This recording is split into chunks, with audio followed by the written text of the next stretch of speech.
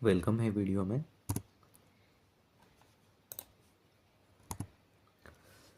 हम देखेंगे इस वीडियो में 1.2 स्टार्ट किया था हमने, पैथोफिजियोलॉजी सीरीज स्टार्ट की थी। तो आज का वीडियो होगा hepatitis and hepatitis B, surface और एंटीजन एक्टिंग एंटीबॉडीज देखेंगे हम लोग आज। तो चलिए स्टार्ट करते हैं वीडियो को।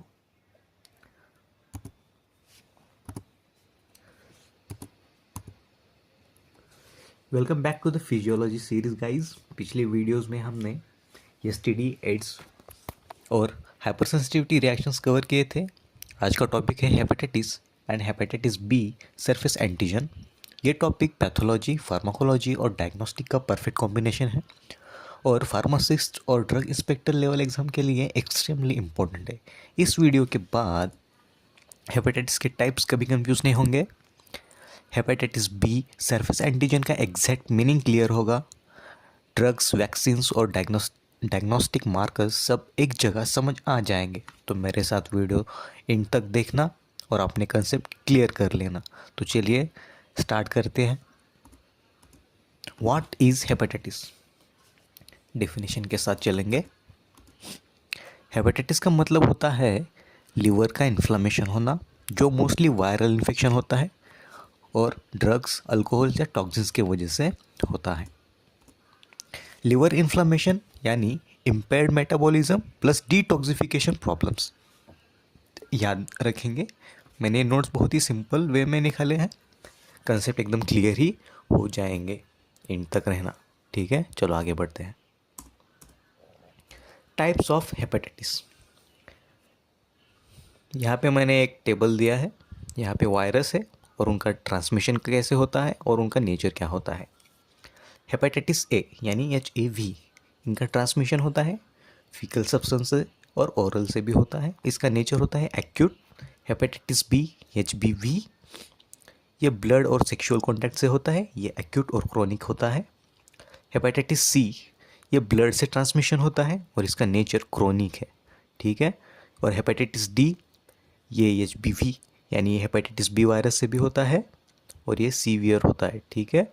और हेपेटाइटिस ई, ये फीको और ओरल से भी होता है और इसका नेचर होता है एक्यूट। DI एग्जाम लाइन देखना, ठीक है। हेपेटाइटिस बी एंड सी क्या है, क्रोनिक लीवर डिसीज के मेजर कॉजेस है। ये पॉइंट ध्यान में रखना, क्रोनिक लीवर डिसीज के लिए hepatitis B and C major causes है। चलो आगे बढ़ते हैं। पैथोफिजियोलॉजी ऑफ हेपेटाइटिस देखेंगे, जनरल मैकेनिज्म देखेंगे step by step. Step 1 viral entry, step 2 liver targeting, step 3 immune response, step 4 outcomes, ठीक है।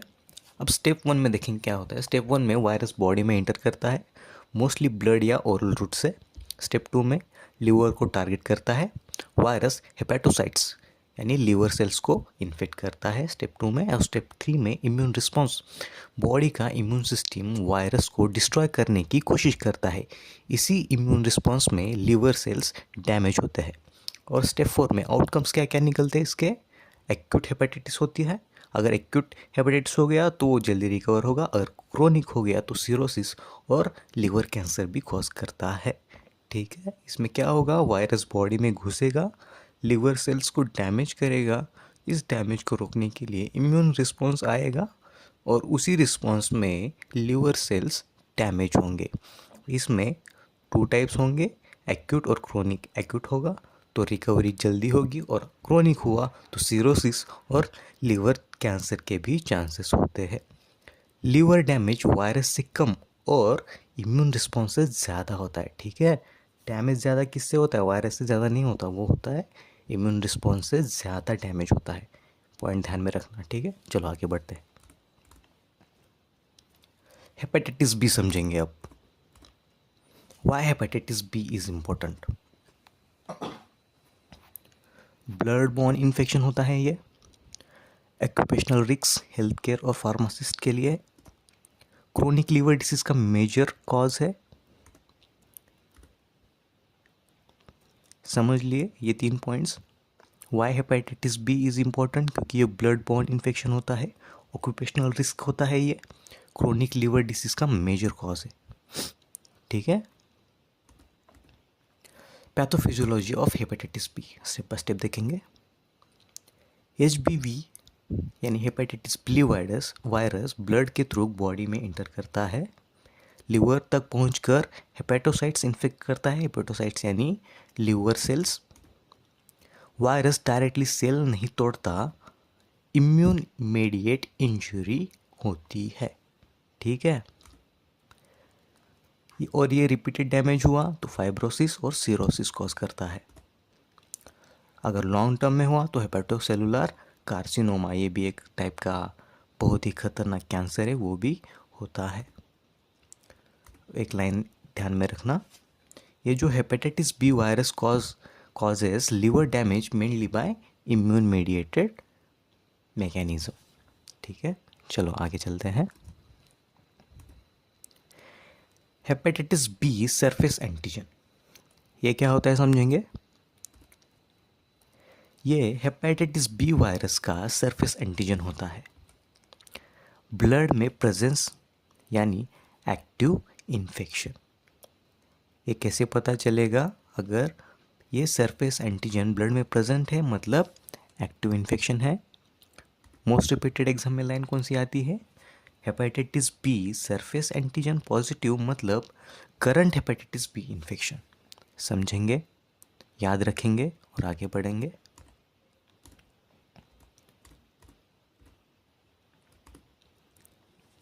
Diagnostic importance of hepatitis B surface antigen.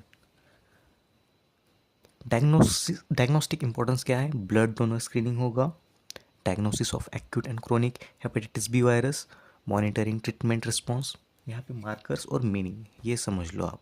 अगर HBS एज पॉजिटिव होगा तो क्या होगा, इन्फेक्शन इज प्रेजेंट। अगर एंटी HBS प्रेजेंट प्लस है तो इम्यूनिटी का चांसेस है यहाँ पे, ठीक है, इम्यूनिटी मेडिएटेड इन्फेक्शन होगा, ठीक है। अगर HBS एज नेगेटिव होगा तो नो एक्टिव इन्फेक्शन, ठीक है, ये ध्यान में रखना, MCQs आते हैं। चलो आगे बढ़ते हैं। क्रोनिक हेपेटाइटिस, इसकी पैथोलॉजी देखेंगे अभी को क्रोनिक की। इसमें क्या होगा, कंटिन्यूस इन्फ्लेमेशन होगा, फाइब्रोसिस डेवलपमेंट होगी, लॉस ऑफ लिवर आर्किटेक्चर, और वो क्या करेगा, सिरोसिस करेगा, पोर्टल हाइपरटेंशन दिखाएगा और लिवर फेल्यूर होगा। अब इस हेपेटाइटिस में ड्रग्स कौन से यूज़ होते हैं वो देखेंगे। First one, antiviral drugs. Antiviral drugs for hepatitis B virus, उसमें कॉमन ड्रग्स आएंगे टेनोफोवीर, इंटेकावीर, लैमीवुडीन। इनका मोड ऑफ एक्शन क्या होगा, वायरल DNA रेप्लिकेशंस इनहिबिट करते हैं। और दूसरे है इंटरफेरॉन्स अल्फ़ा, इसका यूज़ होगा, इम्यून सिस्टम बूस्ट करेगा और वायरल क्लियरेंस इम्प्रूव करेगा।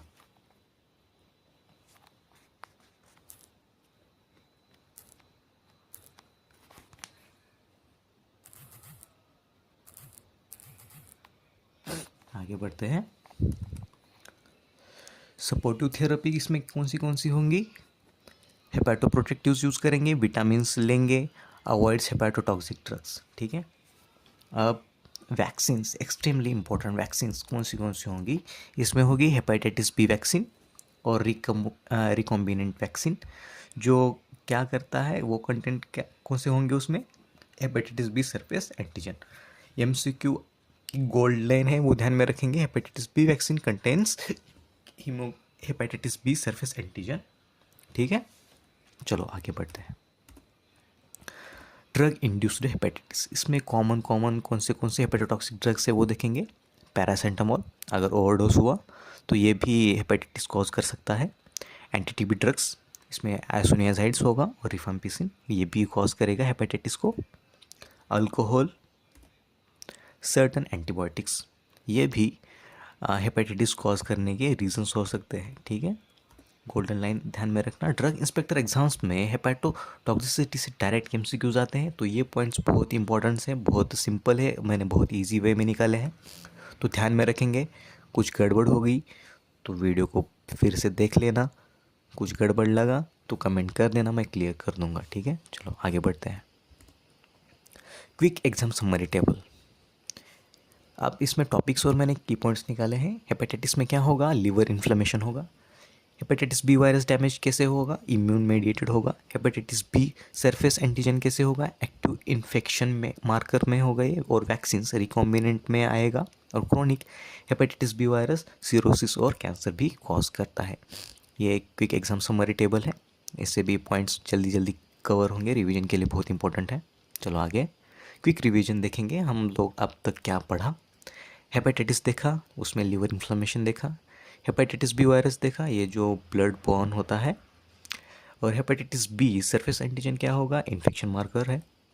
एंटीवायरल्स टोनोफोविर, एंटेकाविर, ये ड्रग्स यूज़ होते हैं हेपेटाइटिस में। मेजरली वैक्सीन्स भी यूज़ होती है जो कंटेंट करती है hepatitis B surface antigen based vaccines होती है, ध्यान में रखना। तो चलो आगे बढ़ते हैं। तो इस पैथोफिजियोलॉजी सीरीज स्टार्ट की थी हमने अभी तक एसटीडी एंड एड्स कंप्लीट कर लिया, हाइपर सेंसिटिविटी रिएक्शंस कंप्लीट कर लिए, हेपेटाइटिस एंड अभी ये जो वीडियो ये भी कंप्लीट कर लिया हमने। तो नेक्स्ट वीडियो होगा इन्फ्लामेशन, तो मेरे साथ बने रहना। तो मिलेंगे नेक्स्ट वीडियो में, ठीक है। तब तक हेपेटाइटिस और हेपेटाइटिस बी सरफेस एंटीजन समझ आ गया, मतलब pathology plus pharmacology plus diagnostic तीनों कनेक्ट हो गए, ठीक है। तो नेक्स्ट वीडियो में हम कवर करेंगे इन्फ्लामेशन, उसके मेडिएटर्स, फेजेस और ड्रग्स। तो चलिए मिलते हैं नेक्स्ट वीडियो में। ध्यान रखना, वीडियो का अच्छा लगा तो सब्सक्राइब कर देना। तो बाय बाय, मिलते हैं नेक्स्ट वीडियो में।